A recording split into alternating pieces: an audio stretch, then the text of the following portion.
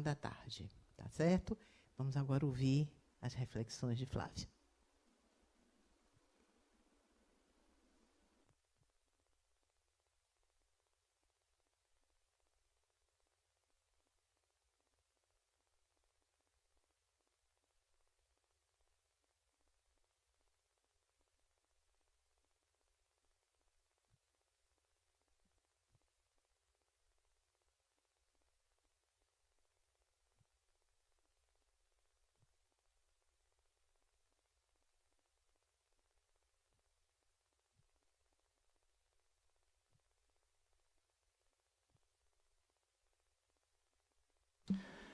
Boa tarde a todos e a todas.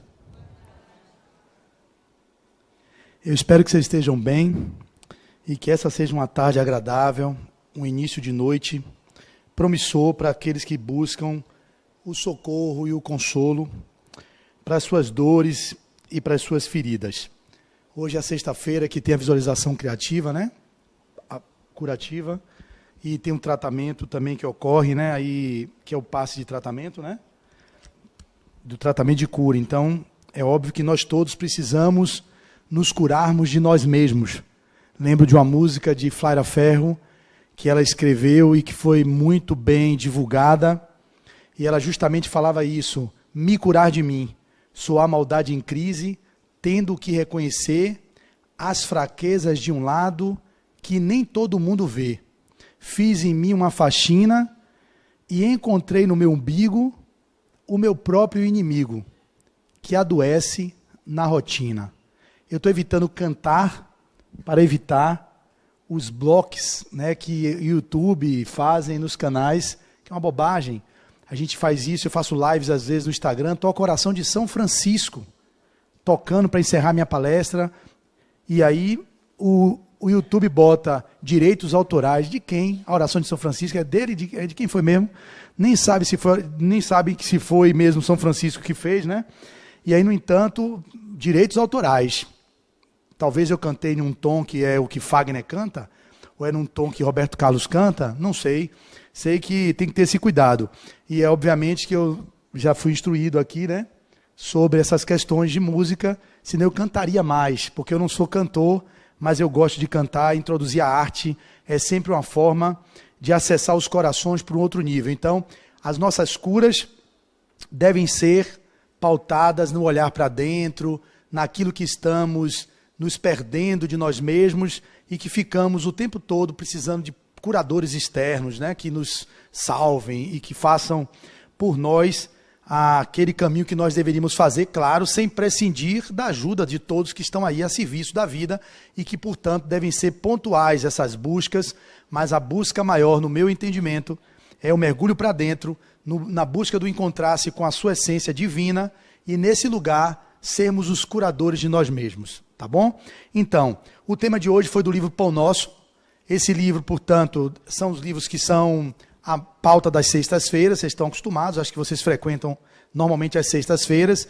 E o tema de hoje é intentar e agir. Já nesses dois primeiros verbos, né, intentar e agir, nós poderíamos já discorrer sobre esses dois verbetes. Não adianta vivermos apenas na intenção. Há um provérbio popular que diz: o inferno está cheio de gente de boas intenções, não é isso mesmo? Porque ficaram muitos deles nas intenções, mas não trouxeram para a vida prática, ou não operacionalizaram as intenções que eram até boas, mas não foram para a ação. Então, intentar é preciso, mas é preciso colocar a ação no intento que vocês trazem como possibilidades aí de realização. Eu vou trazer um paralelo para o modelo científico atual, que a gente vive caminhando por um novo paradigma. Nós estamos na física clássica das macropartículas e caminhamos para a física das micropartículas, e hoje muitos estudiosos, como Amit Goswami, Ken Wilber, Greg Braden, Joe Dispenza e outros tantos autores, cientistas, doutores, pós-doutores, eles têm trazido o paradigma da nova ciência. É a ciência da consciência. Essa ciência da consciência, ela corrobora e muito com o paradigma do espiritismo, que também é uma ciência do espírito. Nesse olhar novo, da ciência nova, que é verdade, que se pauta na consciência, e a consciência a gente entende como o espírito imortal, que é quem cria a realidade que está posta à nossa volta, nós temos uns estudos que falam sobre a não localidade quântica, falam-se das intenções que o observador interfere no objeto observado. Isso é motivo de controvérsias e ainda está sendo consolidado, mas são teorias que estão cada vez mais se demonstrando como válidas e que nós outros interferimos o tempo todo na nossa realidade. E, obviamente, intencionar é fundamental em qualquer prática que nós tenhamos na nossa vida. Eu falo da experiência de nós quando atuamos enquanto operacionadores ou operadores da área de saúde.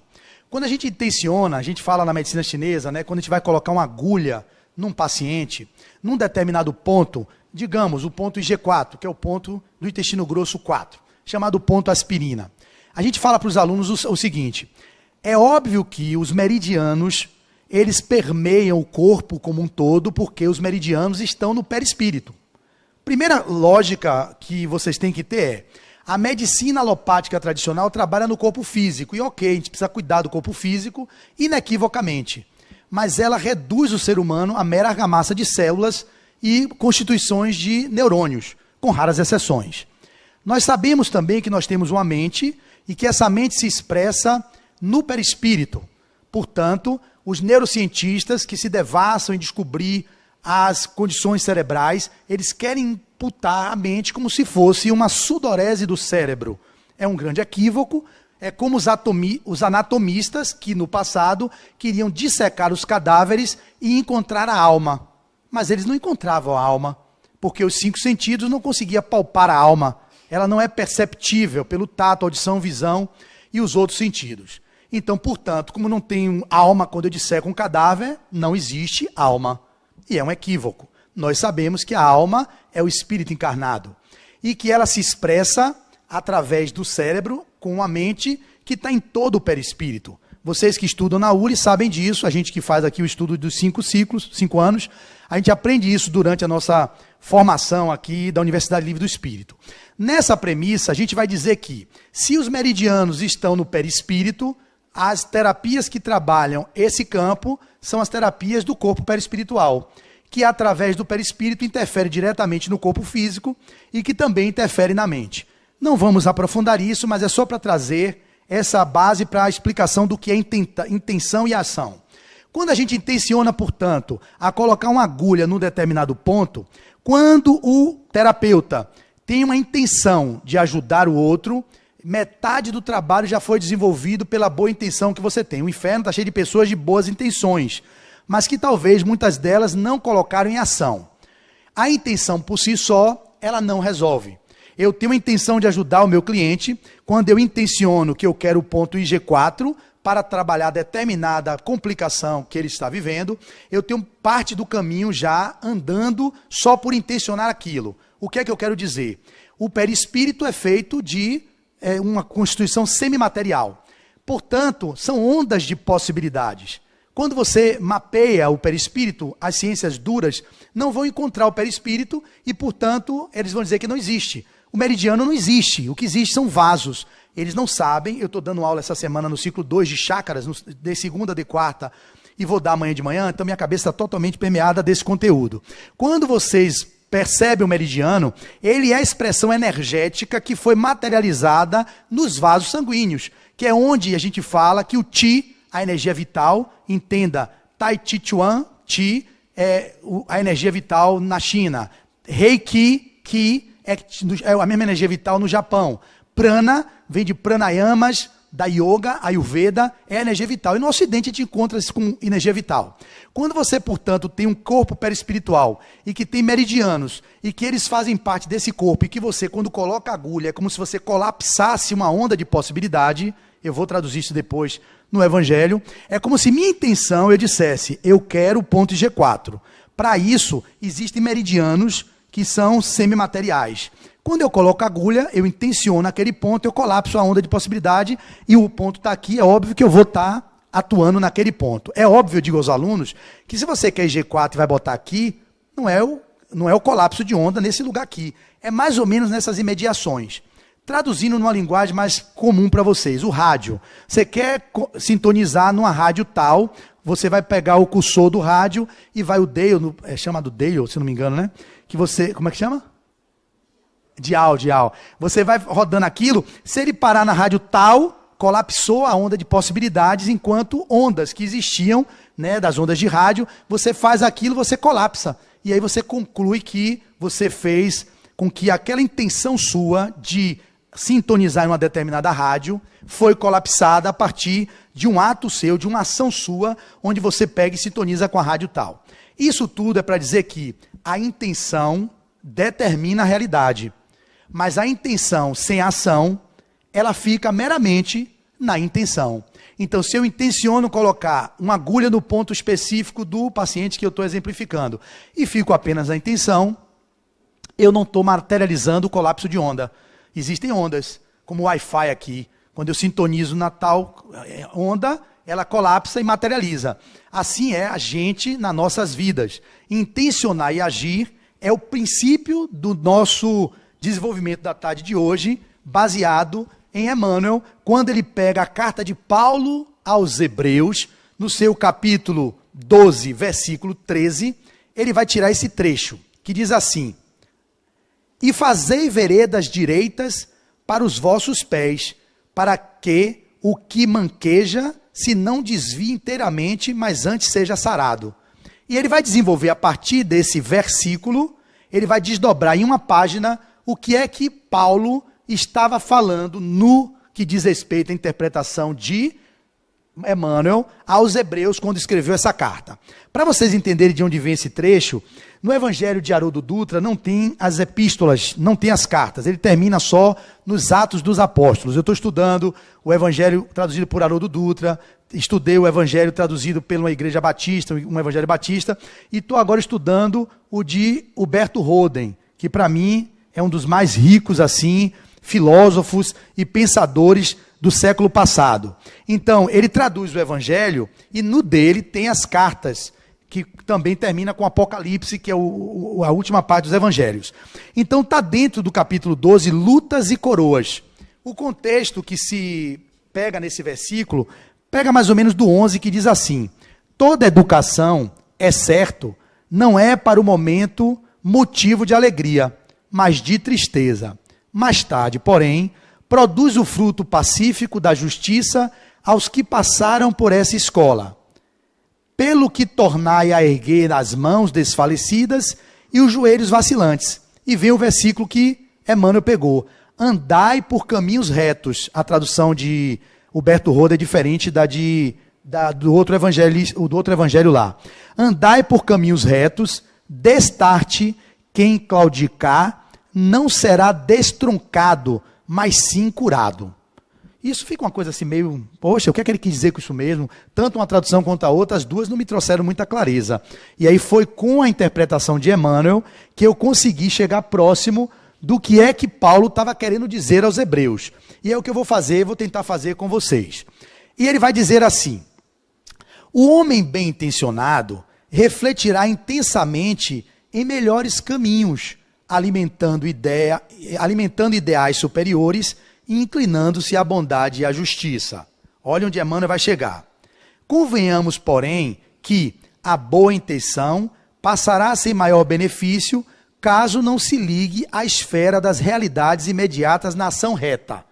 Então, a ideia que ele traz é: a gente vivencia as experiências no humano, cheios de intenções de renovação, cheios de intenções de transformações, mas a gente fica apenas no campo das intenções.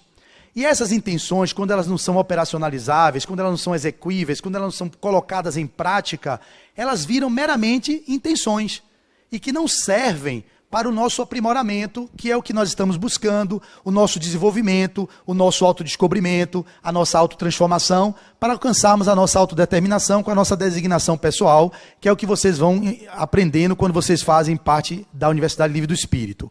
Então, não adianta, Flávio, ter a intenção de servir ou ter a intenção de ajudar e ficar meramente na intenção.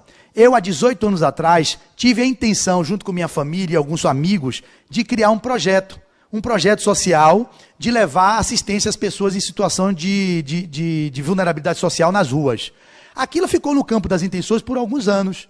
Mas ao tempo em que nós fazíamos reflexões sobre o assunto, foi preciso sentar com um grupo de pessoas, como a Adenauer fez quando fundou aqui, quando criou a Fundação La Harmonia, e ali houve ação imediata do registro em cartório, a materialização da intenção, e hoje o grupo completou esse ano a maioridade com 18 anos de existência, quando lá em 2005 algumas pessoas criaram essa ONG.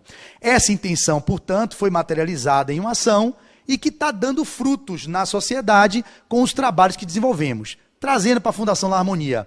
Quando lá atrás, Adenauer, como um jovem visionário, imaginava criar uma instituição onde pudesse ser o que é hoje, a Fundação La Harmonia, que dispensa comentários, é uma grande contribuição para a sociedade, não só no campo do Centro Espírita Harmonia, mas a própria Fundação, com seus espaços de ambulatório, o setor jurídico e todas as atividades que são desenvolvidas na comunidade local e em outras comunidades.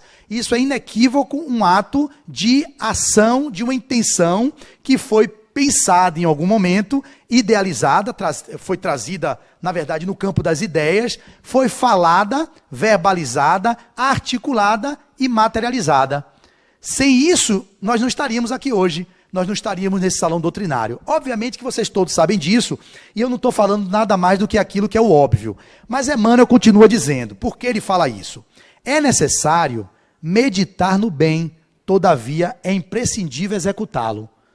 Eu pergunto a vocês, que não precisam me responder, quantos de vocês têm intenções de fazerem transformações nas próprias vidas a cada fim de ano, quando não a cada fim de ano, que percebe que não muda nada em janeiro, começa a fazer várias intenções de transformar a cada fim de semana, quando se arvora em comidas chamadas, na medicina chinesa, chama de tsunami nutricional, come de tudo no sábado, no domingo não, segunda-feira, eu estou de volta para a minha academia, eu vou começar a fazer eu não compactuo com dieta. Dieta não existe. Para mim é reeducação alimentar em tudo na vida. Você não precisa restringir nada na vida. Tudo é fazer pergunta, trazer para a consciência, e tudo nos é lícito, mas nem tudo nos convém. Fazer dieta é restringir, a nossa memória não consegue viver com privação, e quando vocês fazem dieta, normalmente voltam com algumas compensações e outros caminhos, ainda mais aqueles que não fazem terapia para entender onde estão as pulsões e as compulsões por determinados alimentos. Então, dieta é um termo aí que nutricionistas e nutrólogos até estão abolindo. Eu prefiro usar o termo reeducação alimentar, onde você pode comer de tudo dentro de uma parcimônia, onde aquilo seja agradável para o seu corpo e funcione para você, que pode não funcionar para o outro.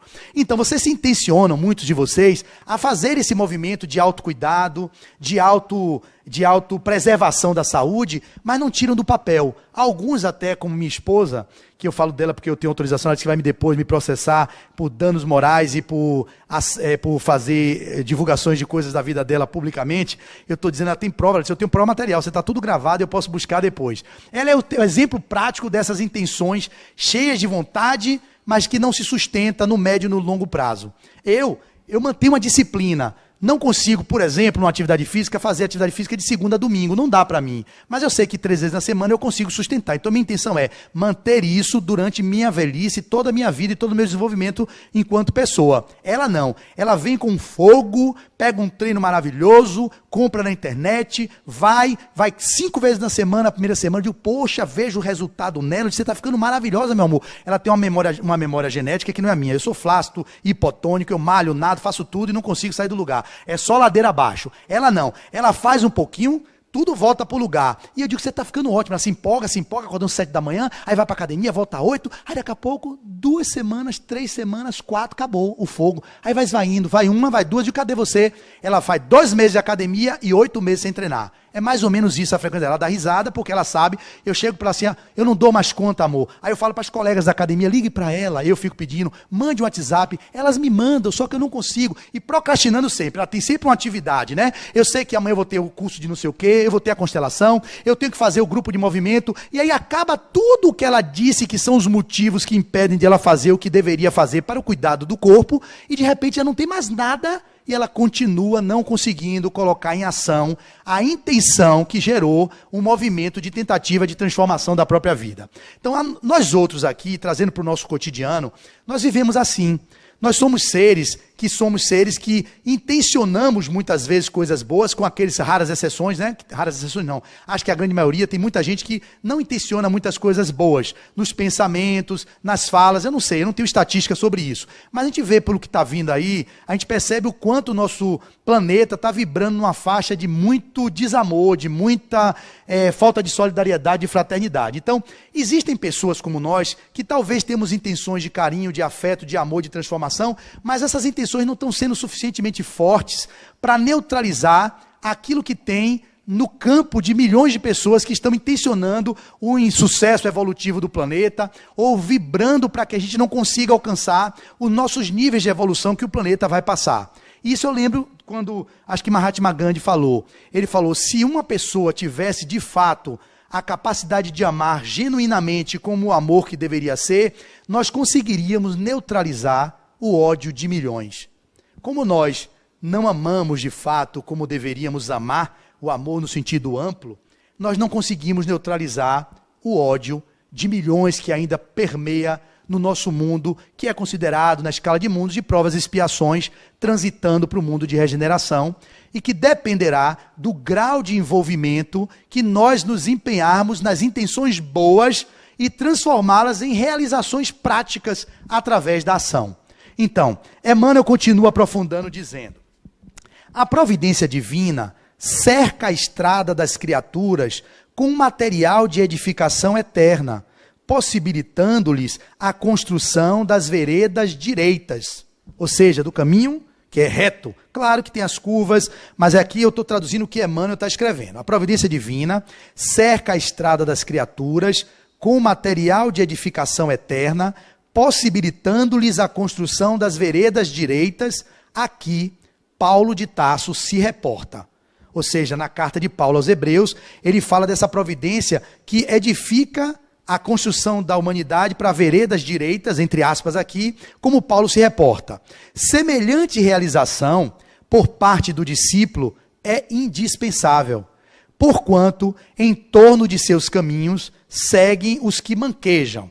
Então, aí vem um outro contraponto, como eu consegui compreender isso aqui, ouvindo outros oradores falando sobre essa temática, e eu chego à conclusão que é isso mesmo. Então, a gente quando se empolga e se envolve no caminho do bem, ou no caminho de uma realização, de uma construção de um mundo melhor, terão aqueles que estão à margem, que são os opositores do caminho.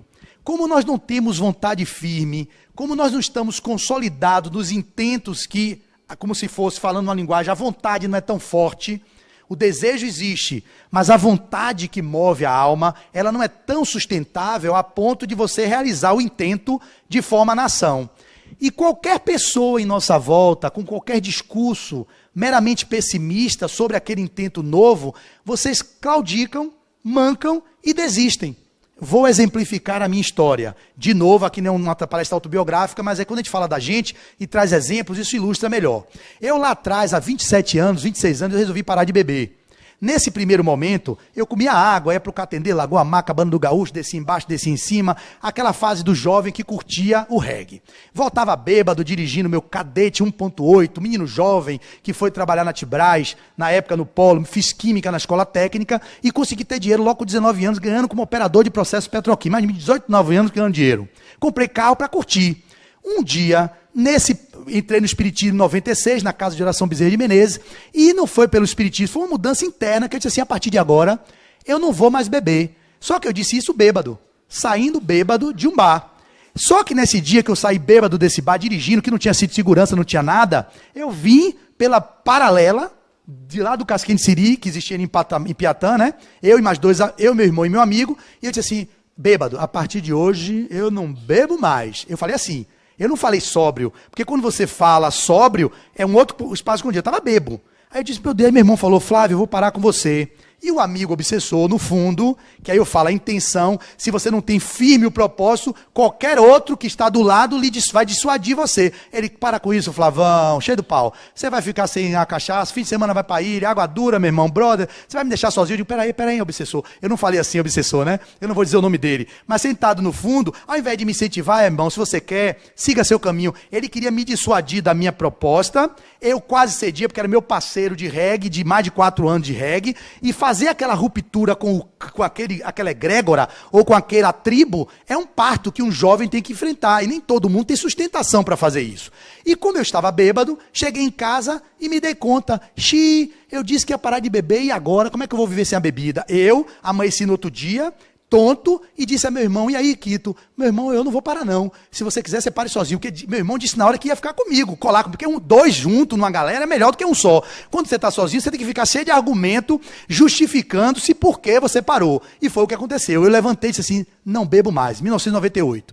Primeira água dura que teve da faculdade onde eu estudava foi cachaça de graça. Imagine um jovem que parou de beber na quinta, enfrentar no sábado um churrasco com cerveja, quem bebe aqui sabe, cerveja rodando direto a de graça. Eu digo, meu Deus, o que é que eu vou fazer, meu Deus? E esses amigos, tudo meu lado, Flavão, querem encher meu copo. Eu digo, estou tomando antibiótico. Aí quando vinha botar no meu copo, eu assim, Flavão, não vou não, pai, estou com a garganta, tomando antibiótico. Comecei a usar um artifício externo, que aí as pessoas lhe deixam em paz. Você disse que está tomando antibiótico, ninguém lhe importuna, porque na época era assim, estou tomando antibiótico. Passei o dia inteiro, os caras jovens aqui estão rindo, porque estão se vendo, né? Mas é difícil, isso é um exemplo. Se um de vocês fizer esse movimento, eu já estou feliz. Aí quando eu passei o dia inteiro, todo mundo bêbado, eu digo, meu Deus, olha como a gente fica, que coisa horrível, ridículo. Porque eu ficava assim também, né? Falando embolado, e de, poxa, inconveniente. Eu digo, meu Deus, opa, aí fiquei de 10 da manhã até 5 da tarde, meus colegas tudo bêbados, as colegas também, e eu levando para casa, dirigindo, digo, olha que legal, eu estou sóbrio, não bebi nada, passei pela primeira prova.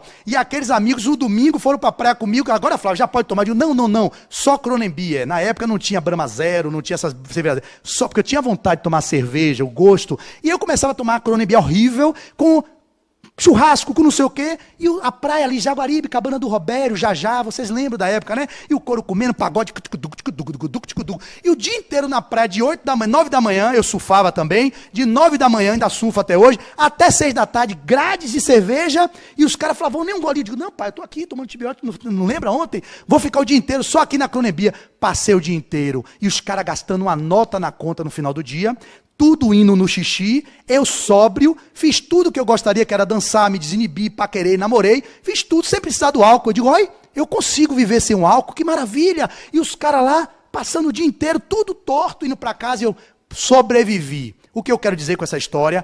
Depois desse movimento que eu fiz, que foi sofrido no início, porque eu fiz um processo realmente de castração, que já vinha anteriormente sendo intencionado, mas eu não tinha forças para colocar em prática. E na hora que eu tentei colocar em prática, eu fui dissuadido por várias pessoas, inclusive meus pais. Meu pai e minha mãe começou a falar que eles não bebem, assim, bebem muito pouco. Não vai beber nenhum vinho, meu filho, na Santa Ceia. Eu digo, não faço questão mais de álcool.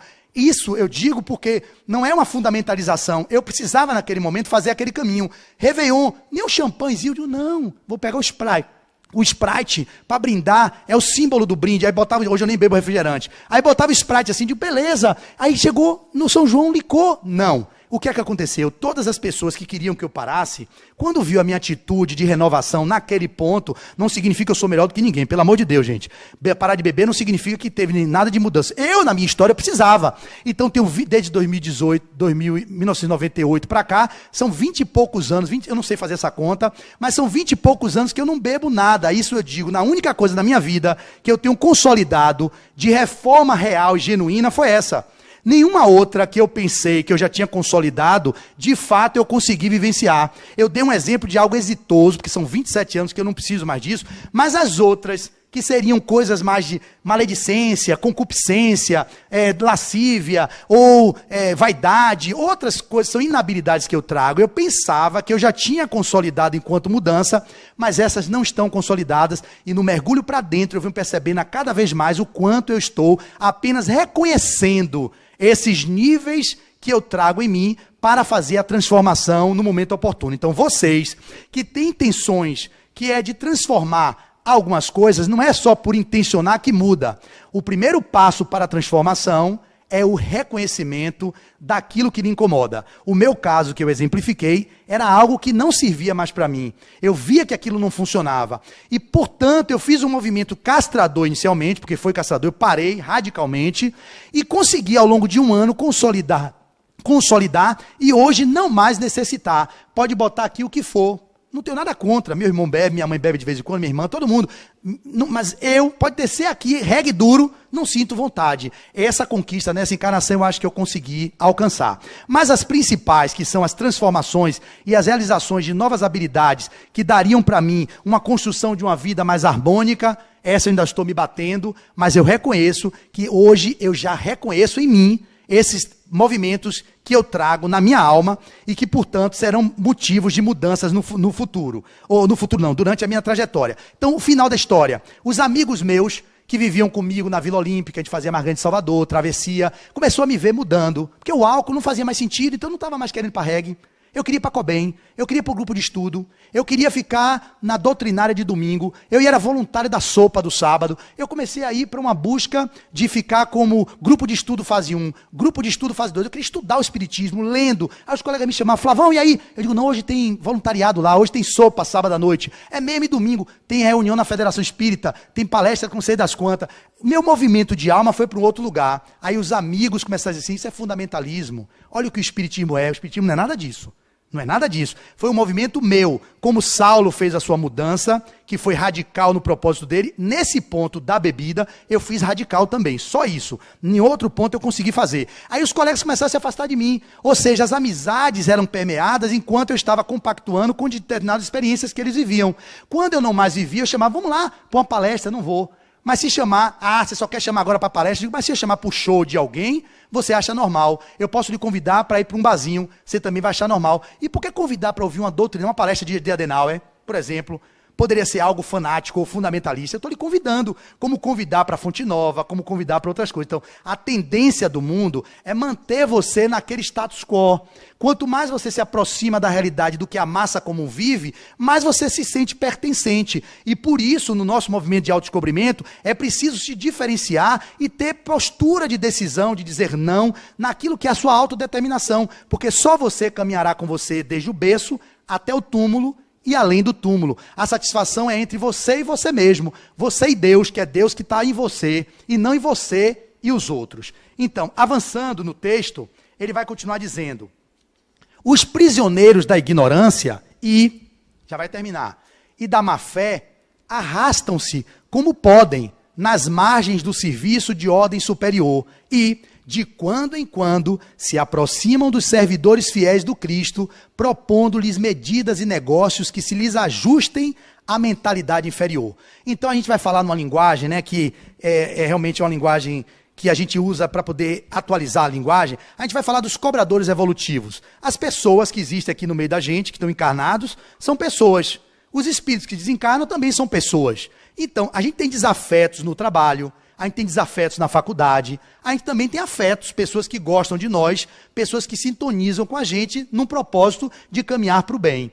Mas existem também, a gente não pode negar, aqueles que são os que não querem que a gente avance. Isso é fato. Existe nas obras de André Luiz, toda a série que vocês podem ler, desde Nosso Lar até aí A Vida Continua, e ali para mim é uma referência muito consistente. Os livros de Manuel Flamengo de Miranda, os livros de Ivone Pereira do Amaral, que é a médium que psicografou livros de Charles, Dr. Bezerra de Menezes e outros tantos, a gente vai perceber o quanto existe uma população de desencarnados que trabalham pelo insucesso nosso. Isso é fato. Não há como negar. Somos 8 bilhões de encarnados. Temos, em média, segundo Emmanuel, 3 vezes mais a população de encarnados no plano espiritual. Então, em torno de 24 bilhões de espíritos polulando a psicosfera do planeta Terra, da Terra, do orbe terreno, que estão vinculados a esse planeta. Então, imagine vocês, eu faço uma estatística básica, a cada 3 para 1, eu tenho uma pessoa que gosta muito de mim, que é um amigo, que quer que eu vibre no bem, que eu caminhe. Eu vou ter um outro que não fede nem cheira, que se aproximou de mim porque eu bebia, ou porque eu era de jogatina, que eu não era, mas digamos, de jogatina, ou gostava de esporte, se afinizou não por uma necessidade de me prejudicar. E algum outro que, de fato, quer meu insucesso. Como Adenauer um dia contou, numa determinada mediúnica lá atrás, ele foi fazer uma doutrinação, né, que chamava-se doutrinação diálogo, com o dialogador espiritual, e o espírito chegou para ele e disse assim, eu lembro disso, eu estava na Cobem, eu nem conhecia o La Harmonia, ele fez uma palestra na Cobem, hoje ele não faz quase palestra em lugar nenhum, só faz aqui, né? Mas ele estava na Cobem fazendo a palestra, eu fiquei assim ouvindo, ele, pois é, o Espírito chegou assim e falou para mim, você é um perverso, você é miserável, você me machucou, você fez... Aí ele fez assim, eu não me lembro. como eu não me lembro, eu não vou nem lhe pedir desculpa. Eu só posso pedir desculpa daquilo que eu verdadeiramente me sinto com culpa. Como eu não lembro, eu tenho o véu do esquecimento, não estou dizendo que você seja mentiroso. É, portanto, que você pode estar falando a verdade. Mas como eu não me lembro, siga seu caminho ou siga junto comigo e veja que se eu fazia isso que você está dizendo que eu fazia, eu não faço mais. Olha que legal. A gente teria o maior medo de dizer isso a uma entidade que quer nos perseguir. Então ele vai falar para o espírito, olha, você está dizendo isso? Beleza, ele conta isso aqui, né? Ele conta, você está dizendo é verdade, mas eu não me recordo. Se você disse, eu não lhe peço desculpas, mas eu lhe peço que me siga. Siga comigo, vá comigo para ver se eu estou fazendo isso. Ninguém aguenta. Adenal em centro espírita, fazendo palestra, era o que a gente fala quando a gente está no movimento de transformação. O espírito cobrador evolutivo não aguenta você estar sempre em sopa, fazendo trabalho de palestra, estar em grupo de estudo, vindo para a doutrinária de domingo. Aí o espírito vai dizer, vou conseguir esse cara nada, esse cara agora só quer saber de ficar enfiado dentro de centros, escrevendo livro, e tome. Então a entidade começa a perceber que o cara não está mais naquela faixa. Ou ele adere e cresce junto, ou ele se afasta.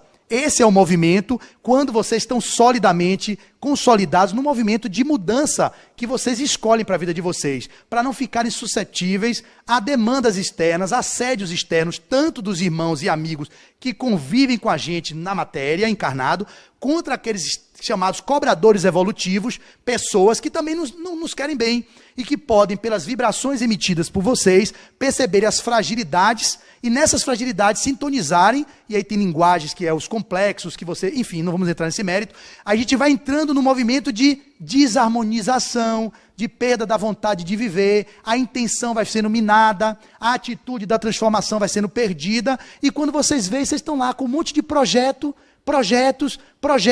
e que não são nenhum deles executados. E o primeiro que deveria ser era a autodeterminação de seguir no movimento de autocuidado.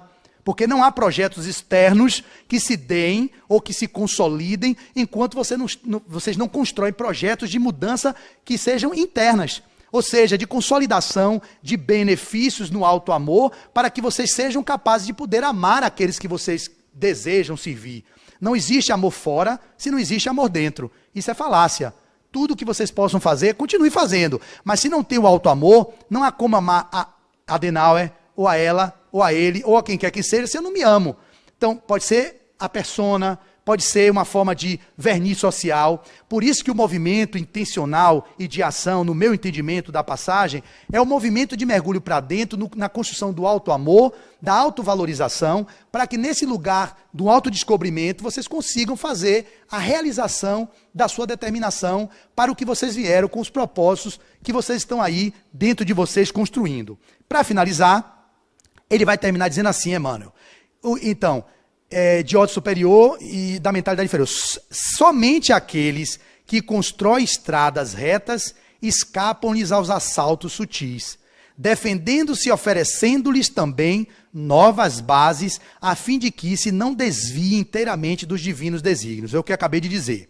E o último parágrafo.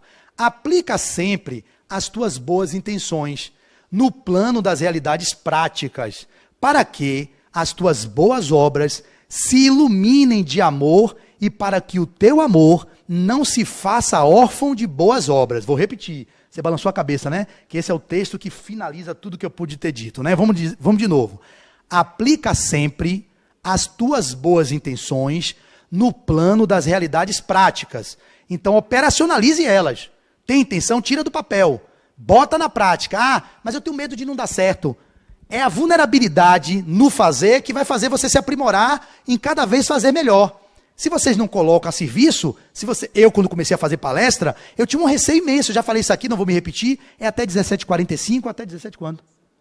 Meu Deus, eu tô rápido demais hoje, eu tô pensando que é até 17h45, então deixa eu relaxar, gente, deixa eu beber uma água, rapidinho.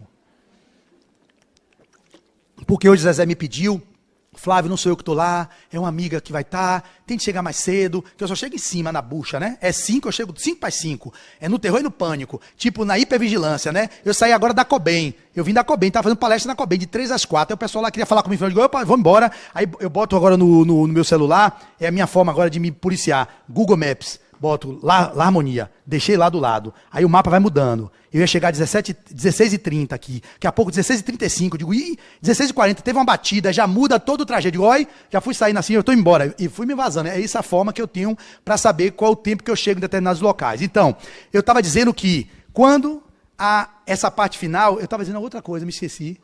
O quê? Sim, mas eu falei algo quando eu me empolguei no parágrafo, que eu vi eu ter mais tempo. O quê? Foi o quê?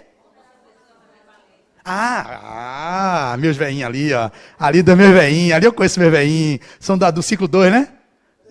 Passaram pro 3, foram do ciclo 2. Ali são 2 exemplos, ficaram na minha aula de chácaras. Vou dar amanhã de novo. Vocês podem vir se você quiser, ver o convidado, porque tem abertura para convidado. Eu fiquei sabendo, se você voltar, então ali os dois, ó, atenciosos. Então foi o que eu falei mesmo, quando eu comecei a fazer palestra. Então dá tempo, com calma. Quando eu comecei a fazer palestra, a minha vontade existia, só que eu não tinha coragem. Quem me fez impulsionar para esse caminho foi André Luiz Peixinho. Por isso que eu sou sempre grato a ele. Porque quando ele dizia assim, você vai começar quando a fazer palestra? Eu digo, Peixinho, quando eu começar a viver o que eu estou lendo. Eu estudo o Evangelho, eu estudo o Livro dos Espíritos, eu estudo tudo. Eu não consigo viver aquilo não, Peixinho. Eu estou longe. Olha o mito de perfeição, de querer estar certinho, todo pronto para começar a se colocar a serviço da comunidade, no que quer que seja. Você quer, é o excesso de vaidade, o preciosismo, tem que estar perfeito para começar a fazer algo. Era isso o meu medo, o meu receio. Me expor na tribuna espírita, falando de assuntos como o de hoje, dos quais eu não vivo. Como muitos dos que eu falo para vocês, eu não vivo. Não vivo. E essa coerência e congruência eu vou alcançar falando. Ao falar, foi o que Peixinho me disse, quando ele me impulsiona para esse caminho, eu disse assim, rapaz, se você esperar viver o que você está estudando, você não começa a falar nunca nessa vida. Comece. E é no fazer que você vai se aprimorando. Acho que é Leon Denis que fala isso. De tanto a gente falar de coisas edificantes nas nossas vidas passadas, a gente foi repetindo tanto, como tentativa e erro, que hoje a gente já consegue consolidar alguns daqueles atos de fala. Eu digo, opa, e aí, Peixinho, mas eu vou falar sobre perdão, eu não consigo perdoar. Eu vou falar sobre a vaidade, eu sou vaidoso. Eu vou falar sobre a prepotência, eu sou prepotente. Como é que eu vou falar sobre a indulgência se eu não sou indulgente? Vai estudando. E ao falar, você vai se aprofundando e conhecendo-se. E automaticamente alguma coisa vai se modificando. E aí foi o que eu fiz. Comecei a falar para 5 pessoas, para 10 pessoas. Hoje já tenho 13 anos como expositor e vi que lá atrás, aquele impulsionamento foi que me tirou da inércia, do campo da intenção e fui para o campo da ação. Mas vocês que têm potenciais, que têm habilidades, que eu sei que têm, ficam com aquilo que é no Evangelho, que os talentos de vocês estão sendo enterrados. E às vezes, um talento que seja, ela tem 2. Dobrou para entregar o mestre, 4. Eu tinha 5, entreguei 10. O outro tinha 1, mas o 1 que tinha enterrou. O chefe falou assim, você vai arder no mármore do inferno. Esse que tinha 1 ficou com medo de colocar a serviço o talento, por receio de o chefe lá, dizer que ele não podia fazer aquilo, cadê meu dinheiro? E era o contrário, ele podia pegar 1, fazer 2, dobrar. Então vocês, no mínimo, têm 1 talento. 1 tem, mas estão tão desanimados e sem ação e atitude de colocar a serviço da comunidade, que termina ficando, entre aspas, como o ditado popular, no inferno. Está cheio de gente de boa intenção. Não queiram ficar lá não. O inferno é uma forma simbólica. Não existe inferno. Eu tinha tanta intenção, passei a vida inteira cheio de intenções maravilhosas, nobilitantes, mas eu não consegui operacionalizar nada. Agora eu estou no final da minha vida, estou nessa cama aqui convalescendo. Beleza, vai desencarnar, vai voltar numa outra oportunidade para refazer a trajetória e quem sabe colocar a serviço da vida as habilidades que você já tem. E muitas inabilidades eu tenho e vocês também. Mas as habilidades, cadê? É só no trabalho? É só lá? Ou é só a evidência diante de um chefe que cobra? E os outros movimentos que vocês trazem para coordenar um grupo, para ser um passista, para trabalhar como voluntário no centro aqui no Salão Doutrinário, para se colocar num serviço de assistência aos velhinhos aqui nos projetos que o La Harmonia desenvolve? Claro que tem, claro, mas nunca tem tempo para colocar a serviço do outro, porque nem para vocês colocam, né, no autocuidado, no autoamor. Então, ir para esse lugar é fundamental, se colocar à disposição, na vulnerabilidade possível, de passar pela crítica, passar pelo contraditório, passar pelo julgamento até do que eu passei, das minhas palestras iniciais, muitas críticas, até hoje eu passo, mas se eu for dar atenção ao que dizem de mim, eu não tinha saído do lugar desde lá de trás. Então, é você se autodeterminar, caminhar no propósito de se descobrir e tentar entregar o melhor que vocês têm na melhor versão que vocês estão. E finaliza assim: aplica sempre as tuas boas intenções no plano das realidades práticas, para que as tuas boas obras se iluminem de amor e para que o teu amor não se faça órfão de boas obras. Faz isso por ti. Não é por Adenauer, não é por ninguém não. Faz isso por ti, que necessitas de elevação, e por aqueles que ainda te procuram manquejando. Então vão existir os que estão mancando, os claudicantes. Faz isso por vocês em primeiro lugar. André Luiz diz isso. Vocês sempre serão a farmácia de alguém. Isso está em André Luiz. O que significa, queira ou não queira, na relação do encontro com o outro, nós somos a farmácia do outro. De alguma sorte, nós somos uma medicação do exemplo que você se mostra na relação com o outro. Então, os claudicantes que estão à margem viram que Flávio, naquela época lá atrás, 26 anos, quando fez aquela escolha, era uma escolha que não tinha volta. Muitos deles seguiram os caminhos tortuosos, outros seguiram caminhos que são também de renunciar ao caminho que estavam vivendo, porém você serviu como uma semente que foi levada para o exemplo que você pode dar no que quer que vocês tenham, e aquilo foi se nutrindo e sendo regado a ponto de brotar com o novo ser que vocês poderão ser a partir do momento em que as intenções que surjam, vocês consigam minimamente colocar na ação e na prática do cotidiano. Espero que tenha ficado alguma coisa, que essa semente tenha sido plantada e que um dia eu possa ver vocês aqui trabalhando como servidores na seara do bem, fazendo as mudanças que cada um de vocês requer. Muita paz e até uma próxima.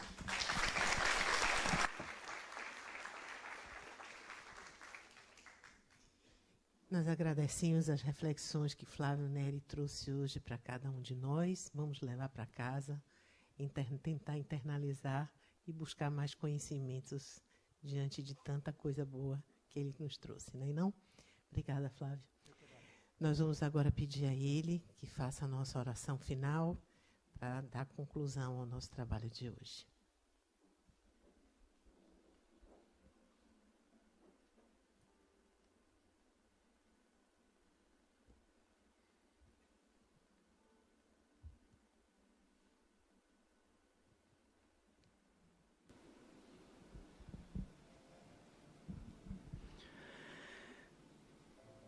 E assim, Divino Mestre, amigo, companheiro inseparável de todas as horas, estamos aqui finalizando o encontro doutrinário dessa tarde de sexta-feira, dia 8 de setembro de 2023, com alegria do intento cumprido na ação daquilo que eu me propus, dando o melhor que eu pude. Espero que os irmãos que aqui se encontram sejam beneficiados pelas energias benfazejas que são derramadas nesse salão doutrinário e nos trabalhos que se sucederão, para que cada um consiga, encontrando no exemplo do outro a beleza que existe no coração de cada um de nós. Sem mais, deixamos aquela oração que sempre finalizo, exarada no livro Parnaso do Além-Túmulo, de Chico Xavier e do Espírito Silvério Horta, quando disse assim: Pai nosso que estás nos céus, na luz dos sóis infinitos, paz de todos os aflitos deste mundo de escarcéus. Santificado, Senhor, seja o teu santo nome sublime, que em todo o universo exprime concórdia, ternura e amor. Venha a nós o teu reino de amor e de bondade, de paz e de claridade na estrada da redenção. Cumpra-se o teu mandamento, Senhor, que não vacila nem erra, nos céus como em toda a terra, de luta e de sofrimento. Evita-nos todo mal, dá-nos o pão no caminho, feito na luz, no carinho do pão espiritual. Perdoa-nos, meu Senhor, os débitos tenebrosos de passados escabrosos, de iniquidades e de dores. Auxilia-nos também, nos sentimentos cristãos, a amar aos nossos irmãos que vivem longe do bem. Com a proteção de Jesus, livra a nossa alma do erro, sob o mundo de desterro distante da tua luz. Que a nossa ideal igreja seja o altar da caridade, onde se faça a vontade do teu amor. Assim seja, Senhor. Glória a Deus nas alturas e paz na terra aos homens e mulheres de boa vontade. Sê conosco, hoje, agora e sempre.